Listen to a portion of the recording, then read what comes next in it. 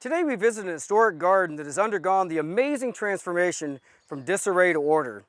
You won't want to miss it, so stay tuned as we garden smart in Georgia.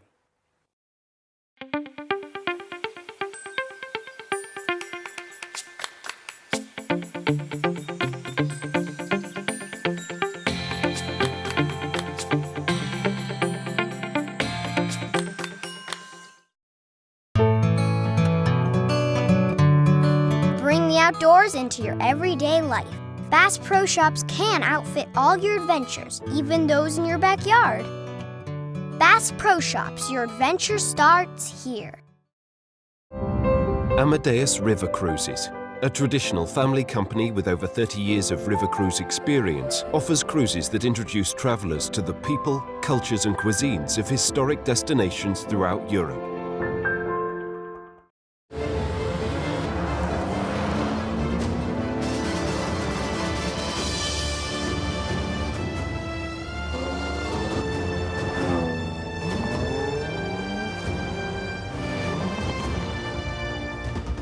The Jaguar F-Pace.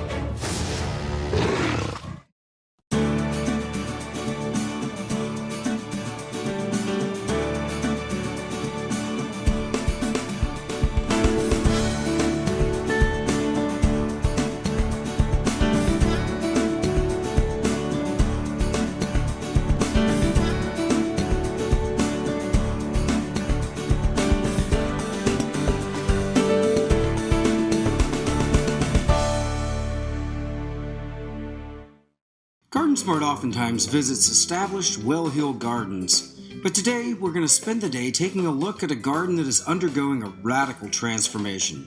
Smith Gilbert Gardens is located in Kennesaw, Georgia, and was originally the home site of Mr. Hiram Butler, a Confederate railroad man. His home was built in 1880 and is on the National Register of Historic Places.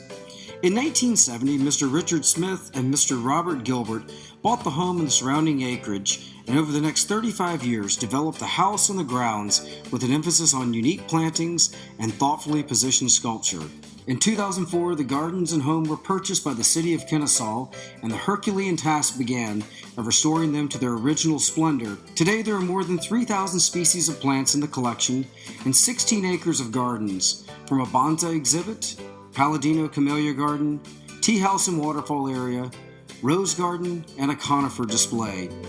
Lisa Bartlett is a horticulturalist at Smith Gilbert and is spearheading the effort to restore the gardens, as well as overseeing expansion projects and the garden's many employees and volunteers. She's a passionate gardener with a wealth of knowledge on plants and garden design.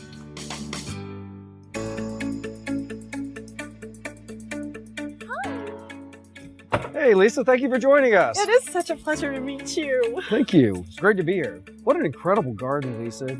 You've had a bit of a unique road to professional gardening. Tell us a little bit about that. Well, I wasn't always in horticulture. I was actually a talent agent for stand-up comedians like Jeff Foxworthy and Steve Harvey back in the 80s. But I got a home and wanted a garden.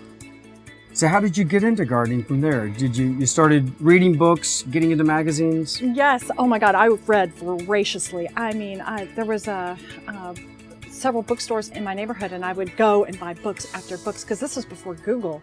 So I have a huge library even now that I need to thin out. But so yeah, I read everything I could find on gardening, and just, you know, when you love something, you absorb it. So I could remember everything. And I'm not going to say I didn't have, you know, trial and error and moving sickness with every plant I planted, but it was trial and error.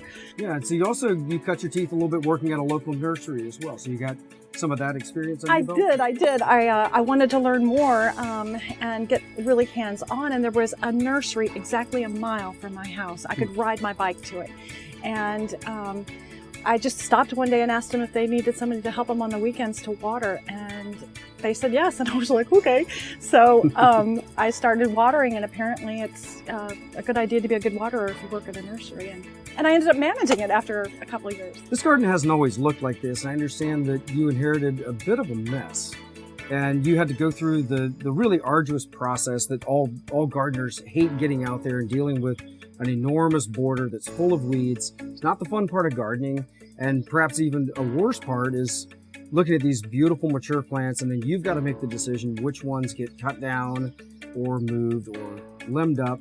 And it's a bit of a challenge. That's absolutely right. Oh my gosh. So where they had the fun of planting them 30 years ago, what do plants do? They grow. And so they're growing now. And so now I have to make the hard decision of who to remove, what to prune, what to take out, because, you know, this garden has, if you look at the old videos, it's gotten out of scale. And Right. it's all about bringing things back into scale and editing. So I'm editing right now. Well, let's go take a look at your edits.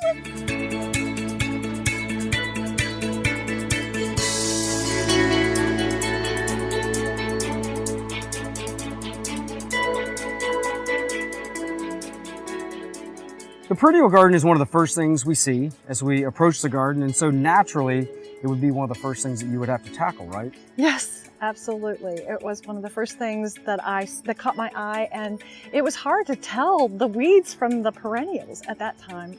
So we really, you can still see a few weeds, but now it's starting to take shape and the plants are starting to look like they're meant to be there. And I have a great team of volunteers that really got in here and tackled the weeds. So this was very much a team effort. Everyone took different segments of it or all worked on it as a group? Yes, we all sort of took a section, made it our own, and I just let them, I trusted them. And when I first came here too, we hardly had any volunteers, and that's been a struggle, but now I've got a really tight, good core of volunteers that I absolutely love, and they really maintain and keep this place looking good.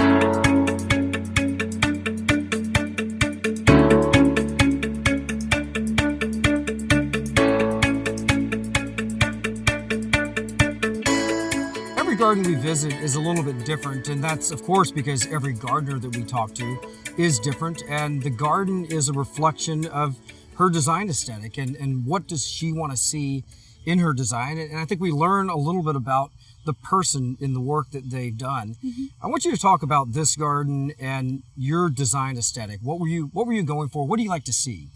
So for me, I love the English perennial borders, the classic English perennial borders, and that's kind of what I wanted to do here, but that's what was here before, except for that it had gotten the plants were allowed to reseed everywhere and next to each other, and so what I've tried to do is take them back and try to keep the fine texture next to bold, and like this area right here has too much fine texture, so I would probably remove one of these and put it down there where there isn't as much fine texture.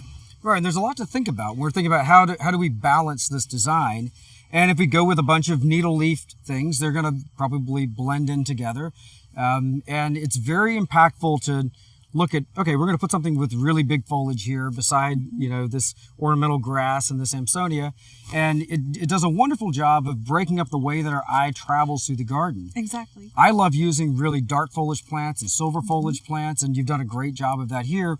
And they do a wonderful job of course, stopping your eyes, and it settles on that dark foliage. And I think you also notice the things that are around those plants more for inserting those really, really bold features. So, for instance, the hibiscus down there, you can see your eye picks up on that color, and then you immediately go to look for that color again in the border. So it does keep you moving.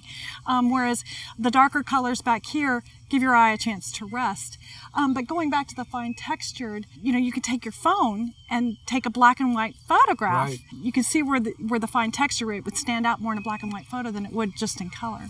Yeah, that's a great tip. It's hard to hide what's going on texturally in a black and white photograph. You know, you mentioned the repeating themes throughout the garden. I think that's a very important thing to keep in mind is when you see the collector's gardens that are just one of this and one of that, and that's of course perfectly fine if you like to garden that way. Mm-hmm. But if you're looking for balance in your perennial border, I think it's very impactful to look at groups of 3, groups of 5, and repeating some of those themes, be they color or foliage throughout the garden. For instance, like I like to see big, bold batches of the same thing. So yeah, collector's garden, there's something to be said for, you know, onesies, sure. But I like to see, and I think most people do, most of us aren't collectors of plants. We want to see pretty.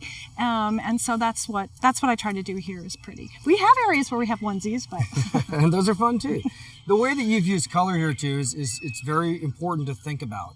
You know, what are we trying to achieve in this garden? And using dark colors, say in the foreground or the background of a garden, there's an effect that it has on the way that we experience it, making it either seem larger than it actually is or more intimate than it is. And also thinking about the bones of the garden, or the, you know, its skeleton, which are these larger evergreen plants and these enormous vitex back here that give it structure and also give it a little bit of intimacy as well. Well, and to your point, that in the middle of wintertime, when this all goes away and you don't have anything here, it's nice to have the, you know, the structure of the vitex, and which I love that vitex. Yeah, it's a great plant. We've done a wonderful job here. You should be very proud. Thanks.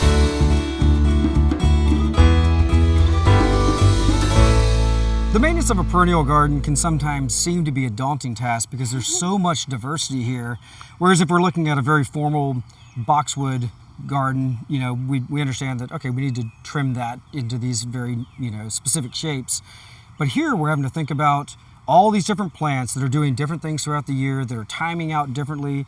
Maybe one plant's getting a little too big at the wrong time of year, and it's crowding out something that we want to be more, you know, in the forefront. How do you wrestle all that, and how do you keep this thing looking great? Yeah, that's a really good point, because all these, for instance, in this area right here, people don't consider or think about pruning perennials, and you can actually prune them to get the growth that you want out of them. So for instance, this oxeye daisy, which is newly gone past, and it's one of the first daisies to bloom, you can see all this tight basal foliage at the bottom. And so what I would do is come back in here and just simply cut all these spent foliage out, and then you're going to get brand new, possibly a second little flush of blooms down. They're not going to be as, you know, big as the first flush, but at least it tidies up the border so that everything still looks fresh. Like I'll need to deadhead that rose back there and whack it back. And whack is a horticultural term. Absolutely. But I would get in here and just really kind of, for instance, if I didn't want that baptisia to bloom right now, I would pinch it out. Or with the sedums, that tend to get leggy after they bloom, you can go in there and pinch them out in the beginning of the season, and it gets tighter. Everything gets tighter, but that's pretty much how to maintain a border. Right. And then throughout the season, there are many plants that I grow in my garden where I kind of like what the dry seed head is doing. So say on poppies, where it can be very ornamental. Yes. And so it's making the decision that is reflective of your personality. You know, how do I want this plant to behave, and then what can I do to hopefully accomplish that? That's a great point. For instance, on the echinaceas or the rudbeckia, you want those seed heads because that's what the birds feed on. So it's fun to watch them in the garden too. Right. And so do you oftentimes collect the seeds off of the perennials that you allow to go to a dry head and then replant those? I do. Or I'll leave them on there for the birds. But yeah, typically, as you can see, a lot of plants have reseeded themselves, and I kind of like that serendipity in the border. You know, I don't like it to all be, you know, tchotchke. Right. So you let it get a little wild. Yeah, wild, like me.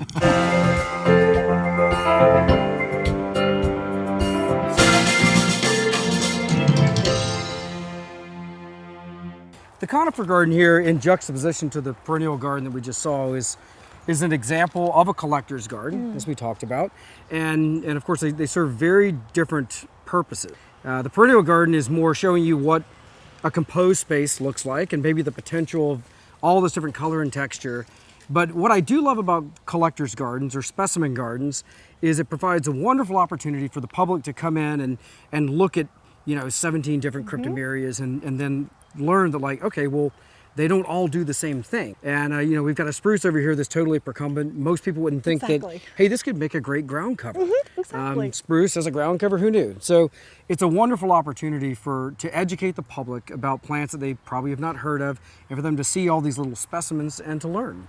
Well, you know, when this garden was first put in, it was to showcase that conifers can grow in the South, because when I first started gardening, they didn't think conifers could grow here, except for loblollies. So this was put in that respect to show people that conifers have color, they've got texture, that they're not just Christmas trees. Ginkgos, we have a ginkgo, dwarf ginkgo, but it's a conifer. That's great, and you do get that as you look through this garden. a lot of these plants are new. You know, they've not been around for very long. And the work that's going on, especially among variegation, you know, bulge, chartreuse foliage, and especially with dwarf plants. I love the focus on, you know, the little diminutive versions of all these different plants that we love because, you know, in my garden, I really can't have a pond cypress, but a little dwarf pond cypress or a weeping pond cypress fits in perfectly because I have such a small space. That is such a great point, because a lot of the conifers that we have in this garden are dwarf. Some of them were labeled dwarf and didn't get the memo, but most of them are dwarf. And a lot of the dwarf conifers come from, as you know, witch's brooms. I found a witch's broom on the property in the back, and there's a baby one growing right on the thing, but that's where a lot of these come from. So yeah, it shows you exactly that whatever space you have, there's a conifer for you.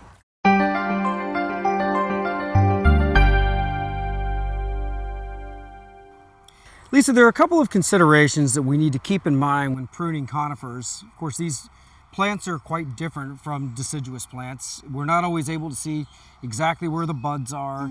And in many cases, there are not adequate adventitious buds below the leaf structure.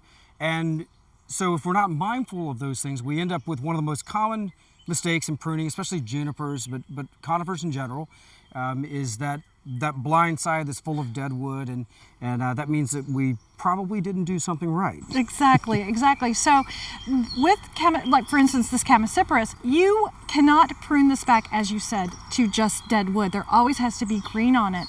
But another case in point, when you're pruning it, I like the shape of this plant. You don't want to prune a Coniferous or really any of these conifers into a meatball. So there's a way to go in and prune it so that it looks more natural instead of doing it like that sheared look, which many of these need that to go where you go in deep into the stem and then it doesn't look like you've pruned it at all. Right. So on this plant, we've got a couple of sections of it where maybe there's some you know, limbs that have died out. What would you do in those cases? In those cases, I would go ahead and take that dead wood out. Always take the dead wood out. A lot of people don't clean out, I think, their conifers. So what happens is there's no airflow in there, and then also disease harbors in there. The moisture builds up. So you want to clean, just, you know, get in there and brush it like a puppy. Right, and that's part of good plant maintenance. If we allow dead wood to stay in a plant, as you said, you know, it's a place where bacteria, fungus can start to grow. And of course, you know, it can be harbored there and then spread to other parts of the plant. So it's also the healthy way of taking care of our conifers. Exactly. With any plant that we incorporate into the garden, it is very important to think about spacing and how much space we need between different plants, and also just looking at how wide do we expect this to get, and you know, so then thinking about center to center, what do we do from a planting standpoint? With conifers, it's even that much more important because if we get it wrong, sometimes it means the life of the plant. For instance, a lot of these plants, like this one, I now have to make the tough decision of removing this plant because it was planted too close to the pine, which is what I want to keep. So conifers, you have to think ultimately about how big that plant is going to get. Right, and that information is almost always available from your garden center or on the tag that comes with the plant. So if we know that this Coniferous is going to get 10 feet wide or 8 feet wide, and we're going to plant another plant that's in close proximity to that, a good rule of thumb is to leave at least a foot of space. We want good air circulation so we don't get disease issues, and also we want to be able to enjoy the full form of the plant. Because if you have to constantly keep pruning like a yew, it's not going to enjoy it, and neither are you. Right. So what do we do if we need to move a conifer? What we do here is we root prune, and you can do this really any time of year. It's best to do it in the middle of winter, but root pruning, what that means is that you go in and at different angles of the plant around the root ball, you want to dig in and cut that main anchor root. And then as you dig in, you want to push in towards the plant because you're basically making a tight root ball. And what that will do is it'll force it to create these tiny little feeder roots, which will make it overall better for the plant and healthier when you do get ready to move it. And ideally, you want to do it also when you have a lot of soil moisture. The soil will hold together better. We don't always get to see what's happening below the surface of the soil, but roots actually behave a lot of the same way that the top of the plant does. When we clip that root, there's adventitious buds that are behind it, behind the point that we cut, and we'll get all these little fine feeder roots. So the fine roots are what allows the plant to uptake water and nutrition, the big, thick, coarse roots are more for anchoring the plant. So they serve very different purposes. In this case, we want to maximize the number of fine feeder roots so that when we actually move the plant, we don't have either transplant shock or death. Exactly. And so like you said, what I do when I'm root pruning a plant is I like to make a cut at like 12 o'clock, 9 o'clock, 3 o'clock, 6 o'clock, but leave the gaps in between. And especially if you're doing this in a time of year that's not winter, when the plant is mostly shut down, if we cut all the roots all the way around the plant, that could be devastating for the plant. And so we would at one point cut, those sections and then come back a little bit later and then cut the other sections. And then we would likely end up relocating the plant the following winter. And when we go to make those cuts, we want to dig about 3 or 4 inches out from where we made the initial root pruning cuts so that we don't clip off all those little fine roots that we just created.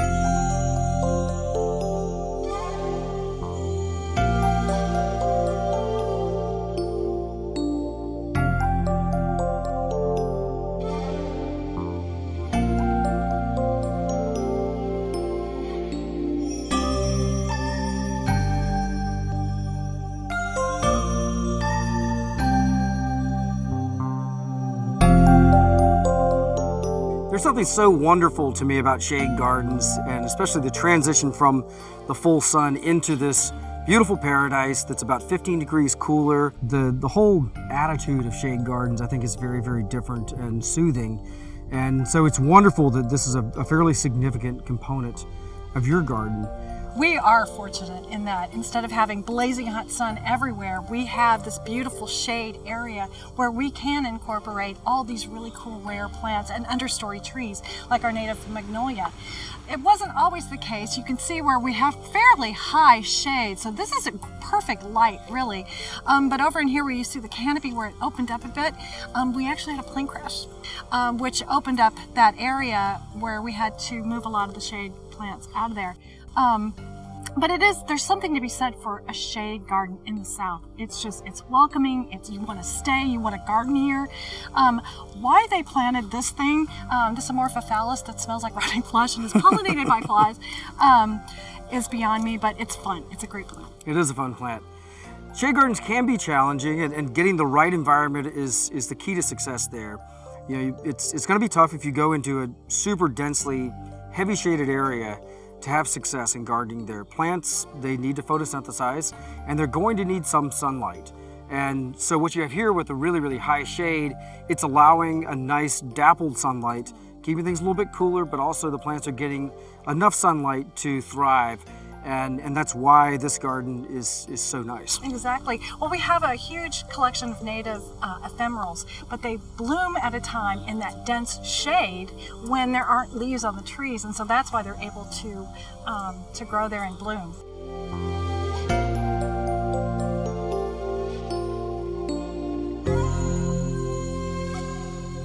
There's so many amazing plants that'll work in a shade garden, and in fact, I think so much more diversity than many people assume. I'd like for you to talk a little bit about some of the plants that have been particularly successful for you. Oh, sure. Well, in this area we have a lot of our natives, like Calycanthus, sweet shrub, which is intensely fragrant, really cool understory shrub. You've got rhododendrons, machelias, anise, maples, Japanese maples. So there are a lot of layers that you can create in the shade garden, and you can see how dark it is in here. In the springtime, when there's not as much foliage on these leaves, that's when the ephemerals come out, and that's when you have the slipper orchids and the trilliums and the ferns and then the hostas come out and do their thing. So there's tons of plants that you can grow in the deep dark shade. Right. One thing that you've done a really good job of here is going back to our discussion of the perennial garden, working with all these different textures. And so we've got the hemlock with the little teeny needle leaves, and then Magnolia ashii with the giant big leaves, and then a bunch of different textures and foliage colors in between, and it really adds a tremendous amount of interest to the garden, and it breaks up all these different views. And also, as far as the ephemerals that you mentioned, many of those are native plants. Yes, absolutely. You have like your jack-in-the-pulpits, your trillium, your slipper orchids, you've got your mayaples. I mean, it's just that there's a wealth of plant material to grow in this dense shade. Of course, they bloom at a time when there's a little bit less leaf cover. Right. Another plant that I think is a wonderful fit are the many different Japanese ferns, and we see here you've got the beautiful silver foliage with the nice purple stems, and those create a nice impact in the garden. It's great to come around the corner and see a whole bank of beautiful ferns. Oh, exactly. We have a huge fern glade. Lisa, what a wonderful garden. It's been so nice spending the day with you. Thank you so much. Oh, Eric, thank you for coming.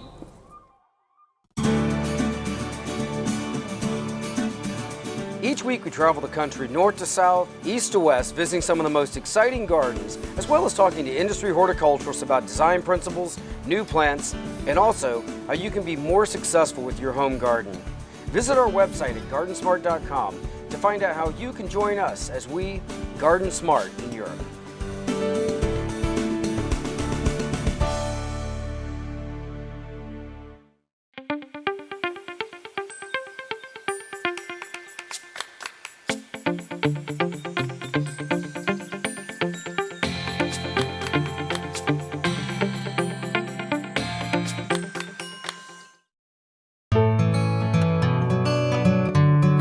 Bring the outdoors into your everyday life. Bass Pro Shops can outfit all your adventures, even those in your backyard. Bass Pro Shops, your adventure starts here. Amadeus River Cruises, a traditional family company with over 30 years of river cruise experience, offers cruises that introduce travelers to the people, cultures and cuisines of historic destinations throughout Europe.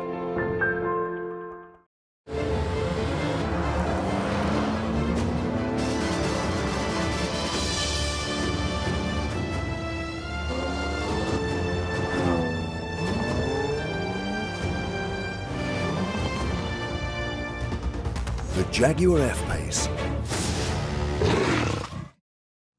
Today we see the results of a very passionate and hard-working gardener, as well as picking up some great tips on garden design and maintenance.